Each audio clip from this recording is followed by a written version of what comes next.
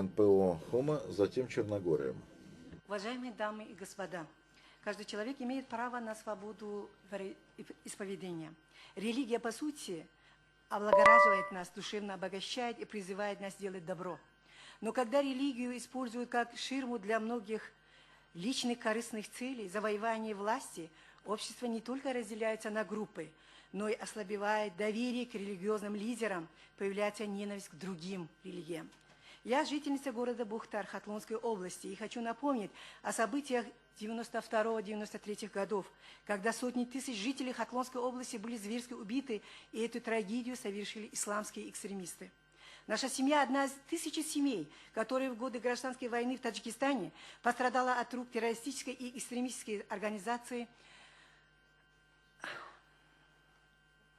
К сожалению, сегодня с высокой трибуны ОБСЕ преемники этого движения цинично представляют себя защитниками прав и свобод человека в Таджикистане. В 1992 году мой отец Махкамов Юнус, учитель истории, который посвятил 45 лет своей жизни воспитанию учеников, был зверски убит во дворе нашего дома. Моего 18-летнего брата Хуршеда кровожадные боевики этой террористической партии вывели из подвала и изрешетили его тело автоматной очередью. Моего старшего брата, 35-летнего брата Иркинджуна, тоже расстреляли и выбросили в реку Вахш. 4 его маленьких детей остались сиротами. На примере трагедии нашей семьи хочу отметить, что в 1992 году нахзатовцы ограбили тысячи людей, извращенно пытали и убивали. Это может подтвердить каждый житель города Бухтар, Вахшского и Кушуньонского районов и других регионов Хатлонской области. Свидетели этой ужасной братоубийственной войны.